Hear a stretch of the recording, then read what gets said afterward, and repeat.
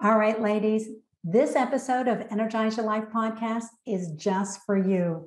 We're going to be talking about a natural way to manage hormones, health, and happiness through menopause. So whether you've gone past there, you're heading that way, or maybe it's a long ways off and you'd like to know what to expect, you'll enjoy today's podcast. And guys, you might learn something too, so hang in there. With us today is Hillary Wright. She's a registered dietitian with more than 30 years of experience as a nutrition consultant, writer, speaker, and consultant. She is the director of nutrition counseling for one of the largest infertility centers in the United States, the Domar Center for Mind Body Health at Boston IVF. And she also works part-time as a senior nutritionist at the Dana Farber Cancer Institute in Boston, Massachusetts as well, and a founding member of the nutrition technology company Good Measures. She's also the author of 3 books, the PCOS Diet Plan, the Prediabetes Diet Plan, and her latest, the Menopause Diet Plan. Welcome to the Energize Your Life podcast, hosted by keynote speaker, author, and peak performance expert, Dr. Joe. Listen in as Dr. Joe and her guests talk about how to energize your life so you can be happier, healthier, and more productive. Hey, how's your energy today? Have you taken the quiz? To take my 10-question energy quiz, go to drjoe.com/energy quiz. That's drjo.com/energy quiz. After you get your results, we'll also send you 21 ways to beat the afternoon slump, about quick little tips you can do to boost your energy right now. All right, and welcome, Hillary. Thanks for having me. I'm so excited. I haven't seen you in such a long time. You doing okay up there in Boston? I am. I just realized that for the first time in years, I think I have to buy chapstick because Fancy has these big national meetings that you always go to, and you go through the exhibits and you pick up your little things. I always had an overabundance of chapstick, and now I think I actually have to buy some because we haven't been together in so long. Well, and people are buying clothes again, because they've got to get out of their sweatpants and whatnot. Wow, so I know it's been an interesting ride for sure. So let me ask you, Hillary. I know you wrote a couple of books. We talked about it in the intro, the PCOS Diet Plan and the Prediabetes Diet Plan. Yeah. And now you and Liz wrote the Menopause Diet Plan. How did that come about? Well, it's interesting because Liz Ward and I have been friends since college. So I had to recently remind her of this, but we actually met because we were put together as lab partners in organic chemistry, and we have very similar senses of humor, complementary personalities in a lot of ways as well, but we've been friends for 30 something years. So we're both registered dietitians. We both have 3 children. I have 3 boys. She has 3 girls. They were kind of born into dispersed. They've known each other forever. And ever since the kids were little, we used to always say, we should really do something together. And so, we started these conversations so long ago that our original vision was that we were going to have a radio show. Like radio show. Wow. I don't know there's many of those left. But, we both bring something, have something unique to our life experience as dietitians. I've been kind of in the patient care space as well as writing and consulting. And she's been doing, tons of freelance writing and of all possible types, for decades at this point. So why menopause? Well, we both actually didn't hit menopause until around 55. And so in the run up to that, because we all know that peri-menopause is where it all begins. Yes, I think you wrote in the book, sometimes peri-menopause might be 10 years before actual menopause. It can be, probably on average 6 to 10 years. So, and a lot's going on in that phase. And I actually found that phase to be more disruptive in ways because you're trying to, deal with all of these changes that are making you start to wonder what's normal. And so Liz and I started to have these conversations about is this happening to you? What's normal? And we started to realize that there just wasn't enough discussion about this. Because I know, I have a number of friends through my kid connections who are 8 or 10 years older than me. And one of the most useful things I heard ever was my friend Donna, who's about 10 years older than me, telling me when I was complaining about like my memory was going down the tubes. And she's like, oh, don't worry about that. It gets better. And she was right. The evidence suggests it does get better. But during that like super turbulent time when your hormones are up and then they're down and you're getting a period, then you're not getting a period, and there's so much else that's going on. So a lot of those physiological changes happen more towards, because I don't remember when I remember when I went to the doctor feeling really bad and wondering if I was, getting into that perimenopausal area, times. I was like 42 and they did a test on me and she said, you're not going through it. You're over it. You're done. You're in menopause. And I was like, wow. So I guess because maybe those changes were happening in my 30s, I didn't attribute it at all to menopause. But so you're saying the weight gain starts in that perimenopausal area, the hot flashes, the fogginess. So because your hormones do, again, it's turbulence. There is a lot of up and downs going on starting in that perimenopausal phase. And so these, there's surges of estrogen followed by drops and your body is just kind of titrating down to the menopausal levels. But in the meantime, there's a lot left in its wake, in terms of periods that come and go. When they come, sometimes they're really heavy. Like I remember having conversations about that with a friend and I'm like, is this normal? Because I mean, it's just, everything is changing. And it's also a time of life where women's lives are often tremendously in flux. So, one of the things we found about the book is that, there is a tendency to blame everything that happens in midlife on menopause. And certainly it deserves a lot of that ire. But there's a lot going on, from women's like early to mid 40s, through their mid 50s and beyond, related to some women still have young kids, some women have older kids. Some women have older parents that they're really involved in their care, or they may have a transition to a more responsible job that's busier, or going through a divorce. Because that's what I found out when I went through a divorce at age 50. I found out, my goodness, that's like the average, right? In that period of time, a lot of women totally go into divorces. So so this all of those things take a potential toll on your your stress levels and your ability to sleep, and tying up your time with, again, care of aging parents, or maybe it's all the fun stuff. Like maybe you're now in a more interesting job where you're traveling more. It's harder to be more consistently active. You're eating out. I'm talking about pre-COVID. All of those things can influence your weight at a time, for example, when your hormones are starting to flag, and that's changing your body metabolically. It's having an influence on your ability to maintain muscle mass. So there's all this kind of synergistic stuff. And I think, Liz and I go way out of our way to try to really follow the science, and we looked for everything we could find. But we also encourage women to not expect that these changes that occur with menopause are micromanageable. Because there's a certain amount of acceptance that we all have to appreciate at some point, that, no matter what you do, you're likely, despite all the efforts you throw at it, not going to look the way you looked when you were 25. Right. So that's a difficult cultural thing.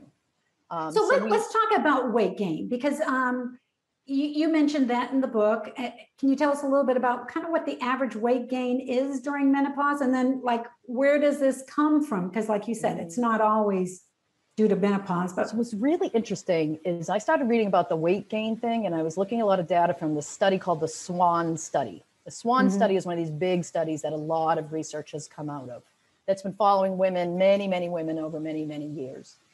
And they actually found that the average woman starts to gain weight in their early to mid 40s and gains on average about 1.5 pounds of weight per year, with that weight gain starting to level off about 3 years after menopause, which technically is 12 months without a period. Actually, I had a friend on that note who had a period on on month 11. Yeah. Resets the clock, So menopause is maybe a month in time where you haven't had a period, but again, it's this run up. So Many women don't start to think about the potential influence of menopause on their health until they're getting to the point where like, yeah, I'm getting a period every 3 months, something's going on. When in reality, the influence of declining estrogen levels has been invading your life for years now. And so with declining estrogen levels, there is a natural shift of body fat to the abdomen, kind of the dreaded belly fat. I think of it around my waist. My waist is definitely, my weight is the same, but my waist size is not. Right. And I mean, and you're like a good example of someone who, like I always say, all it takes is like one person in your environment to your eye looks the same as they've always looked to make you think, must be I'm not trying hard enough.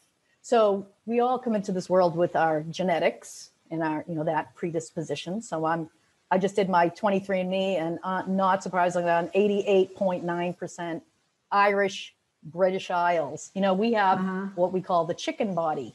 We'll never get, fat legs, but we'll just get big around the middle, which we know is not good for diabetes risk.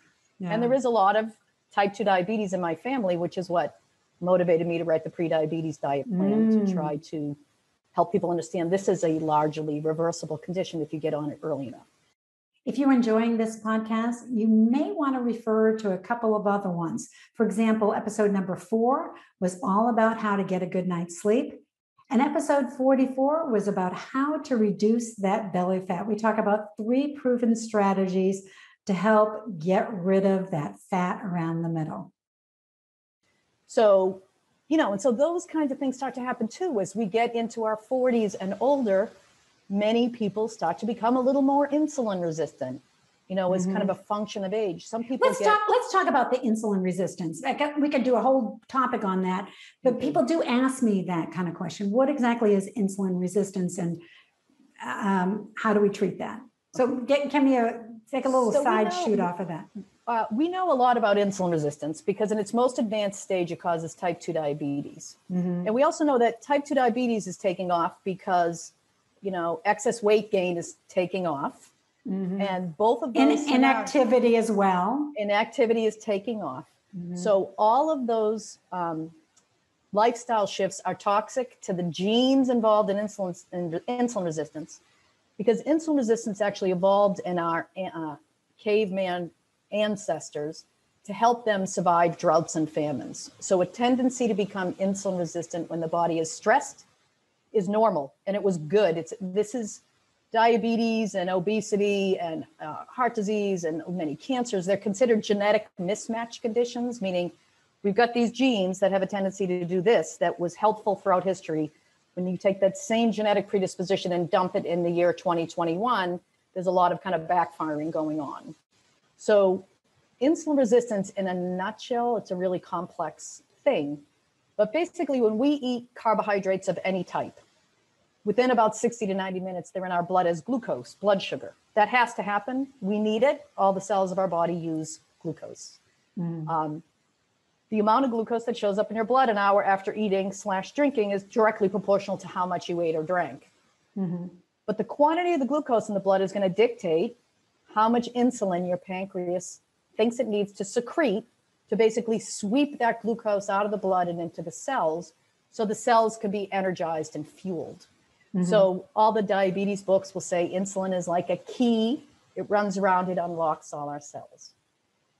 At its core, it's what we call an anabolic hormone.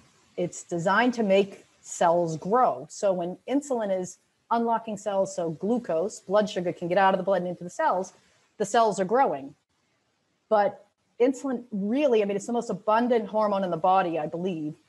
Insulin, it's an anti-starvation hormone, so it doesn't like to waste fuel. So insulin has this amazing capacity to say, okay, I'm going to sweep as much sugar out of my blood and into my cells as I can. The thing is, the cells are going to say, okay, we're full, and they're going to shut the door.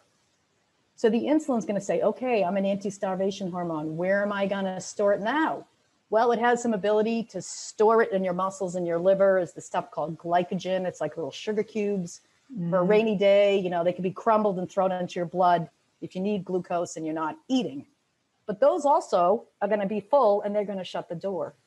So as its anti-starvation ability has allowed, insulin can then say, okay, here's this glucose I want to get out of the blood, because our body knows it's not good to have too much glucose in the blood. No, it's not. Right. It causes a lot of inflammation. So causes a lot of inflammation, and also, kills those little tiny capillaries, causing blindness and kidney disease. And it's toxic. It is very toxic. So our body's always trying to save us. So the body will say, okay, what else can I do to get rid of this glucose? Oh, I can convert it into triglycerides, which is fat. It's that thing that's on the bottom of people's cholesterol profile. And I'm going to store it. And I really like to store it in the abdomen. It's what we call visceral fat. And this, again, was great if you were a cave person and you didn't want to waste a drop of fuel. The ironic thing is insulin will then literally stand outside your belly fat like a guard and say, I'm keeping it. You can't have it. I'm storing it for a rainy day should I be at risk of starving. So we have a lot of people that modern life has triggered their body to become hyperinsulinemic. They have higher than circulating levels of a hormone in their body that's very determined to store fuel ultimately as fat and protect it. Now, what makes insulin resistance manifest itself? So if it's in our genes, as a caveman people, cave women, carrying around excess weight can aggravate the gene for insulin resistance. Being sedentary really aggravates the gene for insulin resistance. In fact, we know that people with prediabetes, if they start exercising, even if they don't lose any weight, they're less likely to go on to develop diabetes. Yeah, that is a really good point to make. Because exercise, so with my clients, I pretty much never talk about exercise as a calorie burner. I talk about it as building your muscles up, which are like big glucose sponges.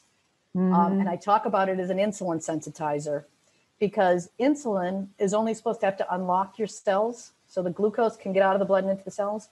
Then what's supposed to happen is these proteins called glucose transporters in your cells are supposed to wake up, jump into action, and start pulling the glucose out of the blood. So the insulin and the glucose transporters are partnering together to regulate your blood sugar.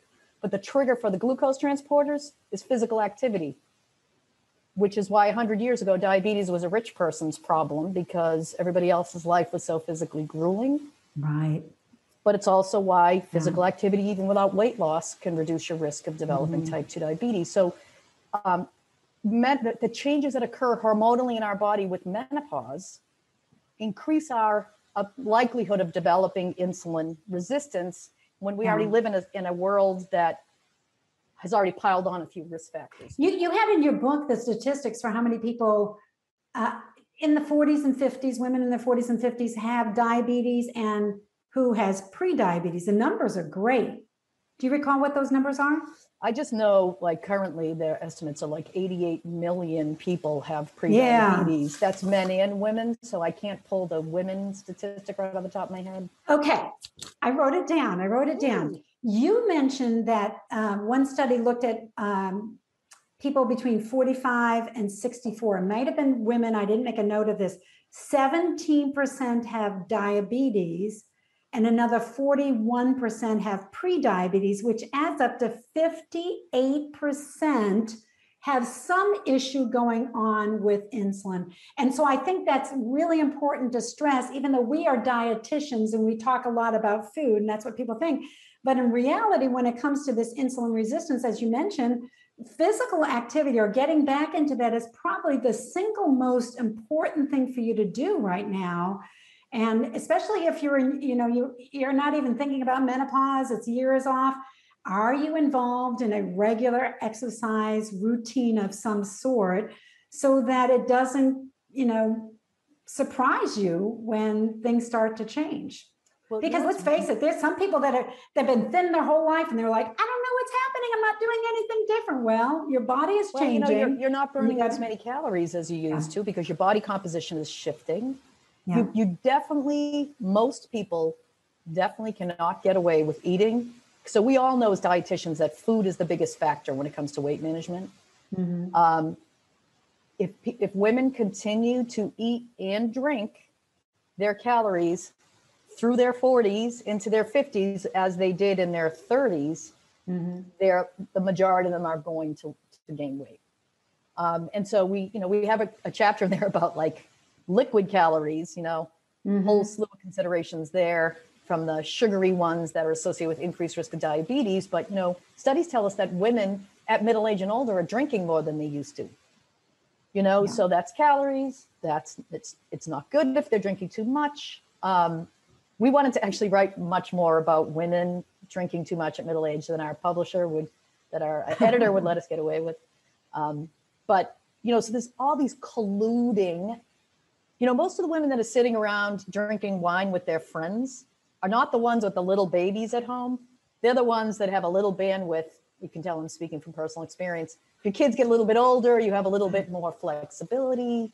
Yeah. There's all these things that people don't see shifting, that are actually shifting in little ways that are colluding to encourage weight gain, starting in generally our mid 40s and beyond. And Hillary, I hear from a lot of women in this time frame who are drinking also because it helps them to relax, so their life is a little bit more stressful. And we're talking about pre-COVID as well. And also, people think that alcohol helps them to sleep better. That isn't true. It doesn't. No. Yes, you may fall asleep easier, but alcohol is more likely to wake you up in the middle of the night. And prevent you from getting that deep restorative sleep, which helps with which so many. Which is harder. That's definitely harder as you get older, for women, particularly if you're having a lot of hot flashes and night sweats. It's harder can for we men. talk It's harder about for everybody. that? It is harder for everybody to get a good solid night's sleep as we get older. But let's talk about hot flashes, because I get so many questions about that. And, we talked about this earlier. I went through menopause, like 20 years ago. And at that point, my hot flashes were so bad, not so much during the day. It's funny how people talk about during the day and in a meeting. And I didn't really notice it as much, but in the middle of the night, I would be soaked from head to toe, like drenched, like you could almost wring it out. The bed was wet. I couldn't get back in it. Yeah, it was horrible. And then there were some people, and I think you told me you're one of them, never had a hot flash. I thought the closest actually I ever came to feeling like, I think this is a hot flash was I was in England. I was in London visiting my cousin who lives there. I was drinking more than I normally do. I was jet lagged, and I was totally eating completely differently. And so I went to my GYN because part of me was like, wow, is there something wrong with me that I'm not getting hot flashes? And I'm like, is that it? She's like, no, you're just lucky, But, I don't get hot flashes. It's interesting because I'm really obsessed and interested with circadian rhythms, because we know that insulin sensitivity follows the circadian cycle and all this kind of stuff, and that bodies, and I'm not an expert in hot flashes, but if hot flashes are kind of like an overreaction to the body's perceived need to shift temperature control, which, we go in and out of different phases of sleep, and there's circadian rhythms involved. And so, I will sometimes wake up in the middle of the night. And if I do, it's almost always between like 3 and 3:15. So I have to believe that, and I've actually read that is a time of night where our body's starting to kind of shift and do things differently and get ready for this dawn response. That I will wake up sometimes and I'm hot and I'm kicking the blankets off. So it's not a sweating thing. And me too. I do that as well around that time. And so I think there's physiologic reasons for that. But when we were writing this book, so clearly people have different sensitivities to all the hormonal milieu stuff that happens when your body is trying to adjust its temperature control. So again, I've thought to myself, I've been a pretty aggressive exerciser my whole life, and I sweat a lot. And so maybe my body is already used to dramatic temperature shifts. I told you, I grew up in New England. I was so cold that as soon as I was an adult, I headed south, but I don't sweat. So people would be talking about this 90-degree day, and I'm like, yeah, it's a little bit warm. Oh yeah. And they'll be dripping. So I don't sweat. And yet when I went through menopause, it was the absolute opposite. So maybe it was my body catching up. It had to get. I have like zero tolerance for it. So I don't know if it's the Irish genes, but I spoke at the American Academy of Diabetes Educators on August 5th, 3 summers ago in New Orleans. Oh my gosh. I was in a complete and total physiologic shock at the oppressive humidity and everything. Yes. Mm-hmm. So anyway, we looked to see, is there anything diet and lifestyle wise that can fix hot flashes? And what we found is there is nothing that's consistent. So there are things that can aggravate hot flashes. So smoking, may aggravate hot flashes. I think drinking too much can aggravate hot flashes. Body fat can aggravate hot flashes. So, but, again, there's part of me that feels like if we came up with like a diet and lifestyle solution, it would leave a lot of people feeling like, I failed. I thought I was eating healthy and now I'm getting hot flashes. It must be something I'm not doing right. And you did look up, because a lot of people ask me a question about the herbs. And when I looked it up, I came up with pretty much what you did as well, which is what? Nothing consistent. Nothing so consistent. Again, like for example, there's some evidence to suggest that some women report improvements in hot flashes when they eat soy food. So most of these studies are not well designed to figure out if there's a placebo effect going on or anything like that. Yeah.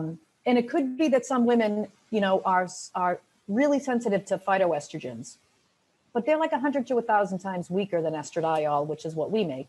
Right. So for the average woman, there's no consistent data that tells us that eating soy foods helps a large percentage of people. And I would say with me, I switched to soy milk around that time.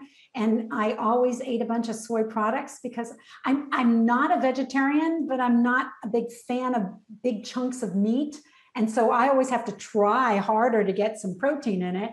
Yeah. And so soy protein was just a little bit easier, whether it was a powder or whatnot.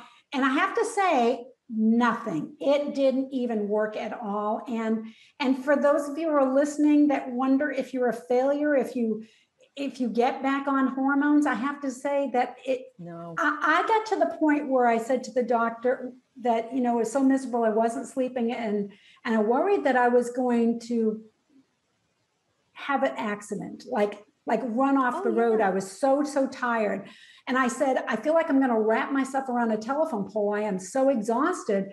And she said, you know what, if it's that bad, we need to get you back on hormones. And so I did. I went on hormones for keep in mind, I went through menopause early too, but I went on hormones for a number of years. And then I kept on reducing it every other day, every third day, every fourth day, until I kind of weaned myself off. And do you know, at age 50, when they did my bone density, I have osteopenia, as in not osteoporosis, but they're on the cusp. And the doctor said, wasn't that good that you were on the hormone replacement therapy, because that strengthens your bones? Where would you have been if you hadn't done that? And I was, grateful. Totally. I mean, early menopause carries with it an increased risk of a few things. So it is very important for people to consider those kinds of things. And hormone replacement therapy, my sense is they have a better perspective on it now.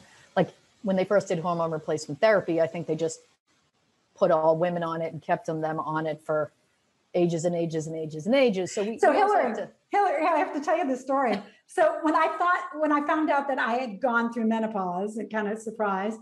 And I called up my mom and I said, Mom, what age were you? And she said, I have no idea. Like you said, she had been on the hormone replacement therapy all the way into her late 60s. And obviously the doctor didn't encourage her to get off of it, right? No, so you went from that phase where everyone was on it forever to nobody should be ever on it, which is kind of where I was 20 years ago. I think, I'm not an expert in the Women's Health Initiative and the research that went into this, but I think they started to realize, well, there are clearly some women's body, so we also have to understand that nature generally knows what it's doing when it decides certain things. It's time for certain things to change. So we shouldn't always seek to perpetually fight what nature has decided is a good thing. Meaning, like, nature may see some benefits to estrogen levels, declining over time. However, women live a lot longer than they ever used to live. There's a lot of years to be lived after menopause. And to your point, they know much more now about, like, you have to weigh any concerns about hormone replacement therapy. You have to look at the individual person's clinical picture and look at the misery that they may be suffering as a result of debilitating hot flashes and night sweats that are leaving you, like you said, at risk of crashing your car because your sleep is so bad. Right. So I think there's a lot more nuance in hormone replacement therapy. I'm not an herbalist. I know enough to be dangerous a little bit. But so there could be herbal therapies. So the likelihood that we're going to find something that in a blanket approach, it works for everybody. Right? But, you know, there is some evidence that women who eat a plant-based diet, who eat, you know, exercise regularly, who try to get a decent amount of sleep, may be at lower risk of hot flashes. Right. But again, that doesn't mean if you have them bad, doesn't mean that you did something wrong. No, it doesn't. But yeah, I would encourage all of you to go, you know, have a frank discussion with your primary care professional and see what works best for you, and keep on trying. Don't give up. But Right. I need to let you go, Hillary. But for those of you that are interested in learning more about the Menopause Diet Plan, which covers so much more, for those of you who are concerned about, you know, weight gain, your risk of diabetes and heart disease and cancer, how to increase your bone health and all that, Hillary and Liz, the co-authors, have written all about this in great detail, give you even a diet plan for those of you who want it. Otherwise, there's just some recommendations on to improve your diet. So whichever way you are, there's some good recipes in there, I saw. Really and personal favorites. I have to give Liz a lot of the credit for the recipes because she did the lion's share, but there's some personal favorites from my family. And there, because we are very committed to helping this not sound, like helping people realize it does not need to be complicated to eat healthfully. And we encourage people to take the 80-20 approach. Like, we care about what you do 80% of the time, not 20% of the time. There's no good foods, bad foods, you know, do this, don't do that. And so we want to make it sound, we want people to eat the healthiest they can and be the most active they can be in the context of still leading an enjoyable life. And that was the goal of writing the book. And you did a good job at it. Where can we get the book? Let me ask that first. At major booksellers, you know, obviously Amazon, Barnes and Noble, any online bookseller. The publisher is Penguin Random House, so it's pretty much all over the place where they distribute books. And Hillary, if they have any specific questions for you, how can they reach you? I'm at Hillary@HillaryWright.com. Hillary with 2 L's, like Hillary Clinton. Okay. Same spelling. And Wright as in the Wright brothers. Correct. WRIGHT. All right. Well, thanks, Hillary, for coming on the show, and we'll welcome. see you all next week. Thanks so much for having me. Bye.